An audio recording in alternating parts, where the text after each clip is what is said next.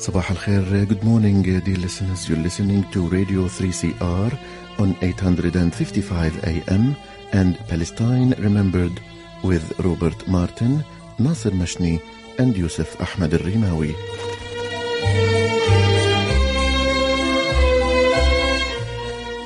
Palestine Remembered is Australia's only English-language radio program that is totally dedicated to Palestine. We'd like to welcome those listening on 855 and those that will join us on podcast at 3cr.org.au.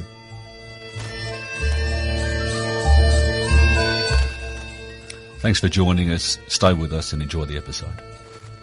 Bringing you the news and views and the untold side of the Palestinian struggle for freedom from a Palestinian perspective. Good morning, ladies and gentlemen, and welcome to another episode of Palestine Remembered. Today we're joined by a couple of fantastic people live from Palestine. They're from the Good Shepherd Collective. We've got Lara Kilani and Cody O'Rourke. Good morning, guys. Good morning. Thank you so very much for being with us. I really appreciate you sparing this time. Lara, why don't you tell us a little bit about the Good Shepherd Collective and what it is you do? Sure. So Good Shepherd Collective started a few years ago as a group of organizers wanting to really be able to raise money and organize around the most pressing issues on the ground. We started in 2018 and we've been going since then now for about 5 years, connecting with folks in the US and with the needs on the ground in Palestine and organizing webinars, giving updates online, collecting data and working on campaigns. Cody, tell us about some of the campaigns. We have several things that we're working on.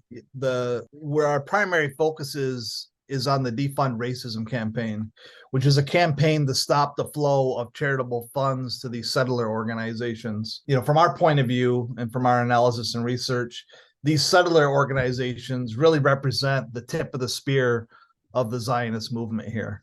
We're talking organizations like Regavim, the Ir David, which operates in Silwan, the Hebron Fund, which of course operates in Hebron, the Israel End Fund, which is the organization that Ariel King is a part of that's been operating in Sheikh Jarrah and other places in East Jerusalem. These organizations bring in millions of dollars each year to run their programming. And through that programming, Palestinians are being displaced from their land. Let's break down what the programs actually do. These are American citizens. Overwhelmingly, they are either evangelical Christian Zionists or they're actually Zionists themselves. They're getting a tax deduction in the States and they put this money into these organizations. These organizations then bring that money to Palestine and do what? Well, in some cases, they're actually taking Palestinians to court, like in the case of Khan al-Ahmar. You know, Regavim is actually using these funds to take, you know, the Jahalin tribe in East Jerusalem to court to push them off of their land. In other cases, they're using this money for public affairs campaigns, you know, to run promotions and advocacy campaigns for different political figures. I mean, that's essentially how Itamar Ben-Gvir got into power and got a seat in the Knesset, as well as Bezalel Smotrich is using these funds to gain power and resources. And so now they're in the upper echelons of the Israeli government. So these charitable funds aren't providing money for orphans or building institutions for disabled. They're politically weaponized charitable donations meant to displace Palestinians and entrench Zionist occupation.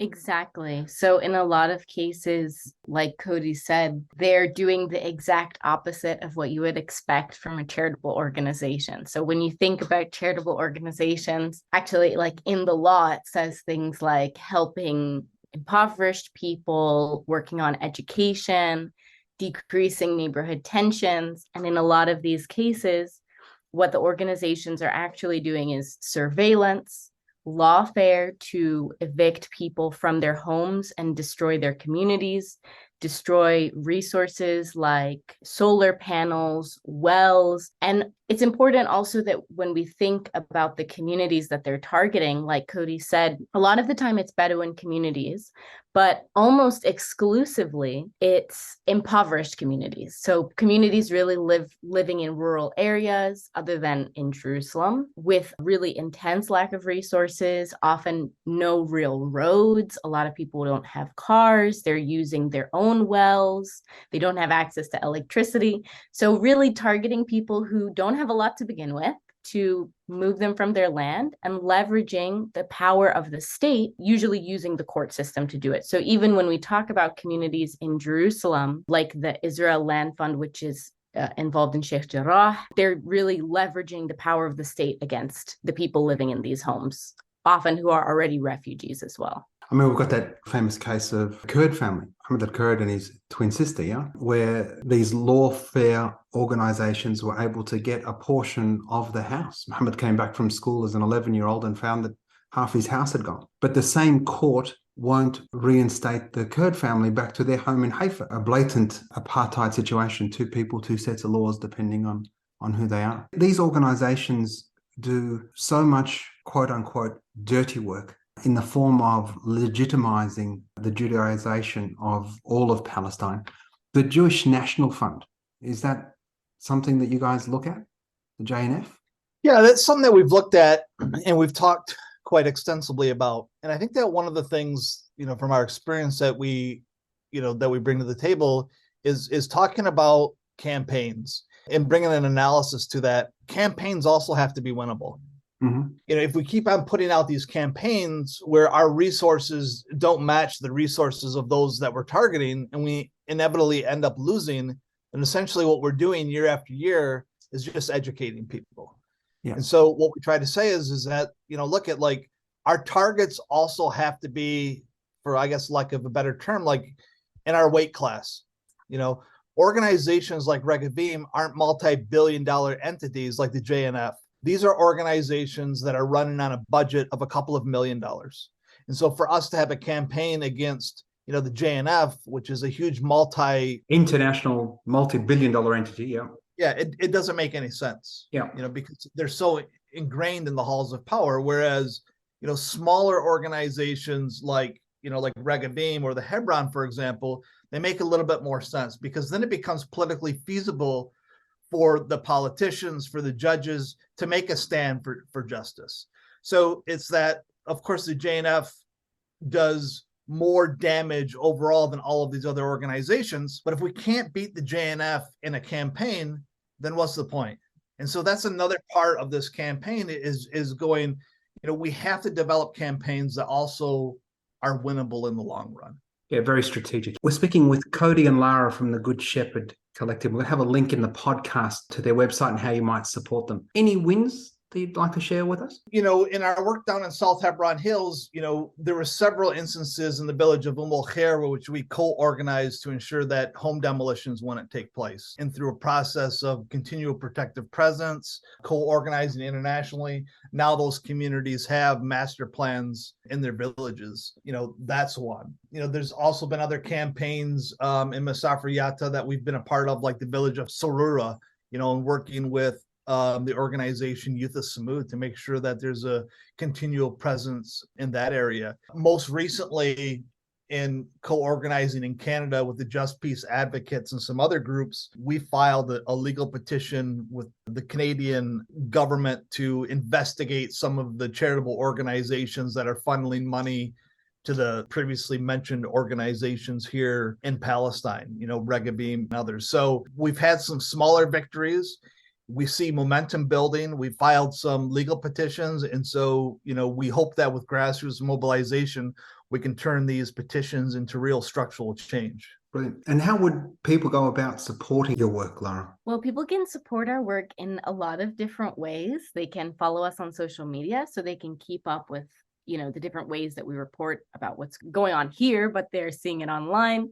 They can sign up to our newsletter. And of course, importantly, they can sign the petition at the Defund Racism campaign. That's an important step. organize in their own communities. But most important for us is probably signing up to be monthly donors. And I should have mentioned this at the beginning, but when we started Good Shepherd Collective, as I said, it was to connect really the needs on the ground with a larger international community of allyship and support, and really creating community over a long time. And part of that is because when you see home demolitions or arrests or other acts of murders, things like that, there are different forms of support that trickle in. You know, people who have their homes demolished will have a tent or a place to stay, or have, you know, resources from humanitarian organizations come in. What people would say that they really need is to end the process of home demolitions, right? So you really need financing and support in order to do that, and to run a campaign like that, or at least to get at the structures underpinning that. Anyway, so when the Good Shepherd Collective began, one of the things that we decided to do was, rather than to be funded by large donors who are looking for things like humanitarian aid and these sorts of things, we were going to be supported by individual donations. So our monthly, you know, bills, the way that we pay for gas and electricity, and we continue to fund this work, is really by $2, $5, $10, $15 donations that come from average people who support what we're doing, and in return who get, you know, access to all of the updates of what we're doing and so on, and who we have conversations with and things like that.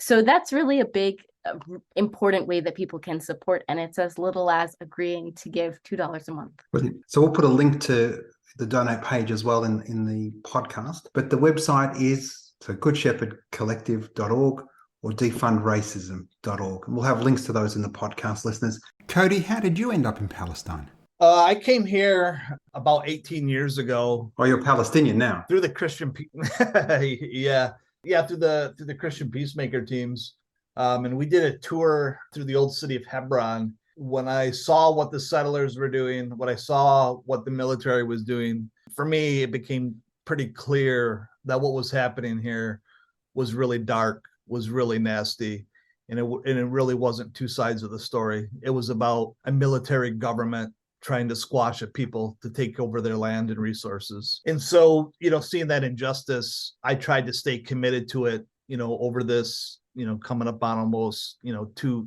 decades. So, you know, we're still, you know, plugging away at trying to see how we can grow as individuals, as an organization, and see how we can, you know, plug in to fit the needs of the movement. Lara, I know as an Australian Palestinian how far we've come in my lifetime with our advocacy, with our message of truth that is dispelling all the myth and lies, you know, the land without a people for a people without a land and all that nonsense that Paul Newman, Exodus, etc., etc., etc. What's your feeling? That's such a good question. Well, I remember growing up, I grew up in the United States, and I always wanted to be in Palestine. And I remember growing up and really having this sense of needing to tone oneself down and find a way to convince the other party, or, you know, that it wasn't necessarily about truth as much as it was about building relationships or something like this. And I think that we've seen over time how cynically some of those things are used to really silence people and keep Palestinians from being able to speak honestly about their experiences, and also to speak honestly about real situations of anti-Semitism that exist in the world, what Zionism and anti-Zionism really are, and what's really needed here, and to talk honestly about the situation of settler colonialism here. So I think even in the last few years where I've been in Palestine and I've really been plugged into some of these networks and been able to see what people are talking about online or here, I think there is a really positive shift in the discourse around what is really happening here, where people are willing and able to identify the situation as one of ongoing settler colonialism rather than just occupation or a conflict between two equal parties, that people are really willing to talk about it as something else and begin to examine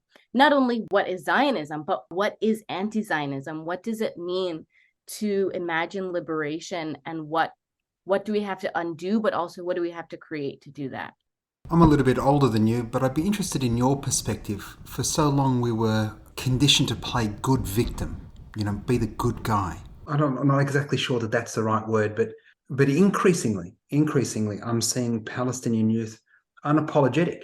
The problem isn't us. The problem is you, that you don't humanize us. It's so very empowering. And increasingly, I'm so excited by the caliber, not only of our youth, but in particular our women, Palestinian women, and just how vocal and strong and steadfast they are. And you're certainly one of them, Lara. Is that the sense you're getting in the States as well? Or? Yeah, absolutely. I mean, I think it's really cool to see organizations sort of come into fruition, or see individuals like Hamid Al-Kurd the other day was sharing, I think he was interviewed on BBC, I think it was. Yeah. And to see how widely that was circulated was a really big deal. I mean, I can't imagine any time in my life before now where something even like what he said would be said. And I think with the Defund Racism campaign and with Good Shepherd Collective and the folks that we work with here, what we're really trying to do is tell folks like that is so great, and it is so important to speak honestly and truthfully about what is going on. And more than that, we need to use the information that exists here about what targets are most intensely contributing to the ongoing process of, forced displacement and ethnic cleansing and resource theft, and how we can connect that to the communities back home so that it's not, organizing protests. And we've seen within our lifetime does an amazing job of sending folks out into the street, hundreds of thousands in New York City, or maybe not hundreds of thousands, but hundreds and thousands, and how powerful that is. But after the protests and after the webinars, what does it mean to be organizing, long-term in solidarity with folks here that we can really impact on the ground tomorrow? If we were able to cut, I think it's 20% of the funding that Regavim says is coming from international resources. If we could cut that, that would mean certainly one less employee or a few less legal complaints in a year against vulnerable communities that don't have many resources to begin with, like we said. So yeah, I think that's really the challenge moving forward, is how do we move this energy and amazing sort of turn towards truth-telling and honesty and bravery into change. And is that work we need to do within our community? One of the challenges I've always found is our community is ready to send aid, but advocacy is this smoke and mirror thing. I think it's scary, I think it's still something that folks feel maybe ambivalent about. I think if I imagine for myself for a minute, I think it's quite a different sacrifice to put your own name or face out there as lobbying, especially, in the United States, or I imagine in Australia or the UK, lobbying for very specific things like the Defund Racism campaign, for example, than it is to send some money, right? And that's really the challenge with the organizing, is that there is a lot of money for tents and to rebuild homes and to send someone to the hospital, and those are all important, but that is not going to change the violent structures that not only that we have here, but that are supported by structures used against other communities in the United States, for example. Of course. And I know we spoke about it off air, but the reality, the connectedness of our struggle, the struggle for Palestinian self-determination, how that links to Indigenous struggles all over the world, whether it's Turtle Island or here. Yeah. When we first started looking into the Defund Racism campaign, one of the things, or the research, I guess, behind it, so, the way that charities in the United States serve as fiscal sponsors or conduits for organizations elsewhere. And so, for example, for Regavim, there are a couple of funds in the United States, the Asor Fund and the One Israel Fund, at least that we know of, that support them. But when we started looking into these organizations that are registered charities, we began to notice that there are a lot of organizations that are registered as charities across the United States that are considered hate groups under the definition of the Southern Poverty Law Center. And you can find this on the Southern Poverty Law Center website that are not just engaged in this kind of active work of settler colonialism, surveillance, lobbying, and so on, but that are involved in like xenophobic organizing in the United States, racist and anti-Black organizing, anti-LGBTQ, just all of these sort of horrible things that you probably don't think of as charitable. And that if we won a campaign against a small organization like Regavim, for example, that would not only serve as a building block to take down, or at least, to withdraw funding from an organization like the JNF, which you mentioned earlier, but also a lot of these horribly racist or, et cetera, organizations that are also operating in the United States, and I'm sure are operating in Australia.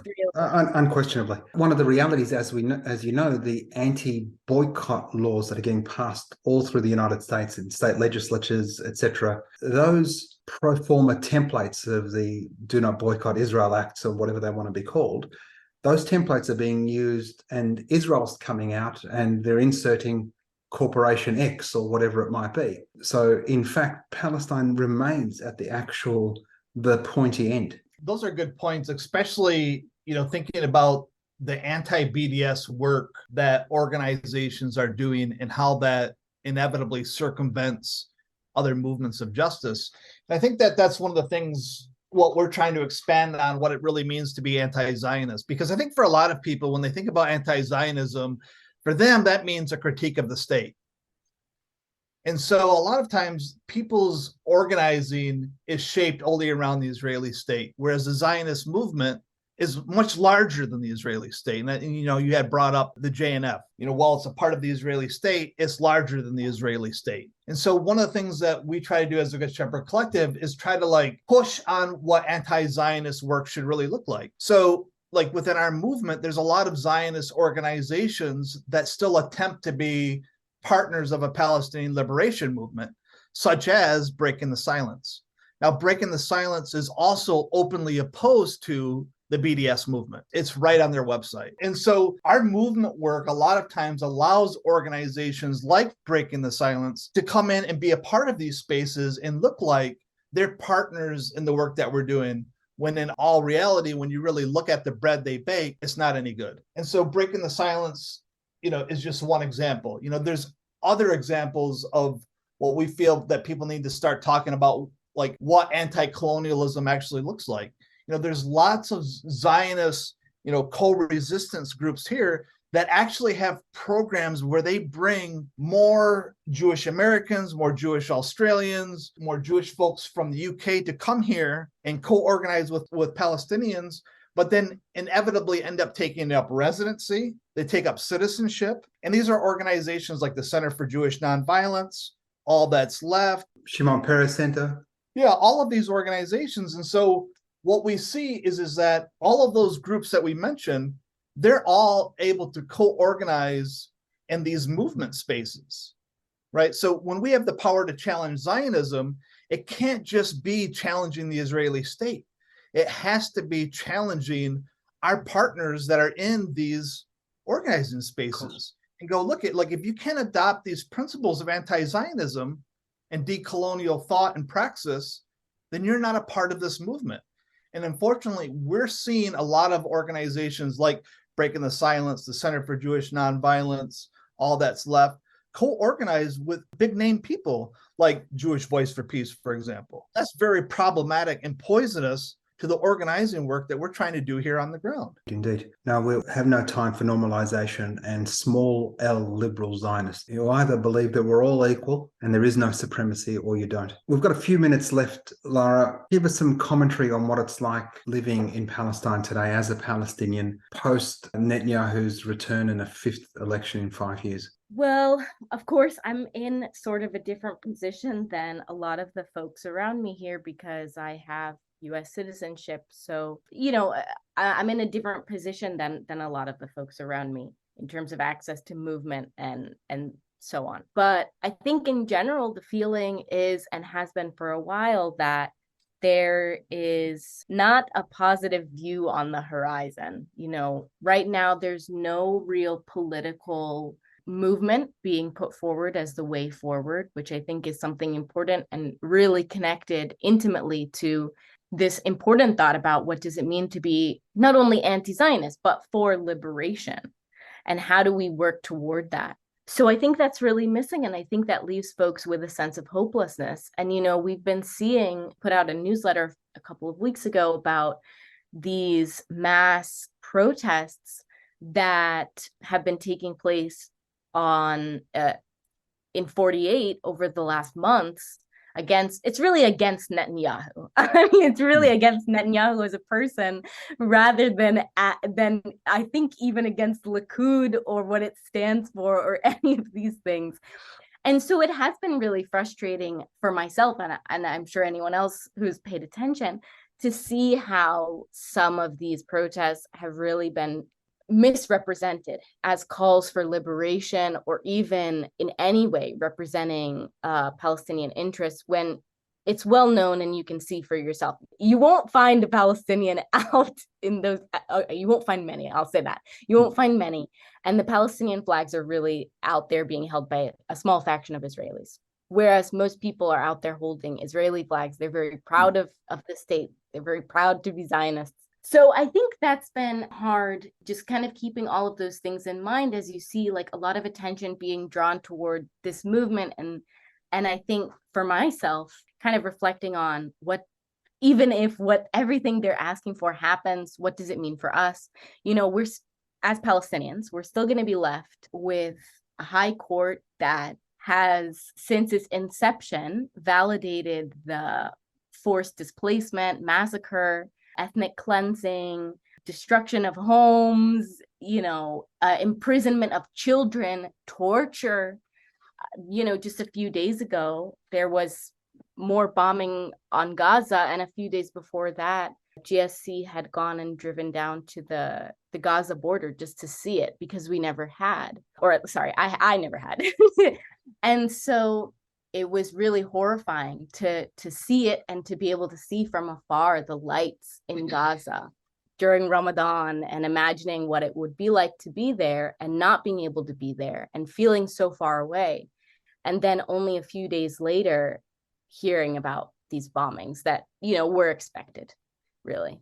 So I think it's really a sense, it's not a positive feeling that we're sitting with right now. It's been a lot of killings, a lot of targeting of the same places. But I think, to sort of give some hope at the end of this, I think that there are ways forward, and it's really important that we invest our time in those things, like thinking about political ways forward, thinking about how do we challenge our partners to really stand with us in our principles of liberation and in anti-Zionist organizing, and imagining a world free of settler colonialism and colonialism in all its forms. Yeah, I think that's the most positive way forward that we have right now. A brilliant way to finish the show. Thank you so very much, Lara and Cody from the Good Shepherd Collective. Now, listeners, defundracism.org, goodshepherdcollective.org. There'll be links in the website. Go there, support, sign up for the newsletters. Anything from $5, $10, $50 a month. Please support the work of Cody O'Rourke and Lara Kilani, Good Shepherd Collective. Thanks, guys, so very much for joining us today. Thanks, Nasser. Thanks, Nasser. Today's episode is in memory of Thomas Herndl, who was assassinated on April 11 in the Gaza Strip by an Israeli sniper. He was shot in the head, laid in coma before he passed away. He was there with the ISM, the International Solidarity Movement, endeavouring to protect Palestinian children. May he rest in peace. Sadly, there's barely a day that we can't commemorate or remember anything. Shireen Abu Akleh, Palestinian journalist, would have celebrated her birthday in the past week. We also had the 75th anniversary of the Deir Yassin massacre in Palestine. Tomorrow, Sunday the 16th of April, we've got an emergency rally at the State Library at 1 p.m. It's just a vigil for an hour. Get along, tell your friends, an emergency rally, hands off Al-Aqsa. Please join us there. In the meantime, make sure you're reserved May 13, Saturday, May 13, for a nationwide day of action for 75 years since a Nakba. May 13, 75 years of a Nakba. There'll be action all across Australia. Make sure you save that date, May 13. Thanks for listening. Tell your friends, share the podcast, and remember, there's never been a better time for a free Palestine.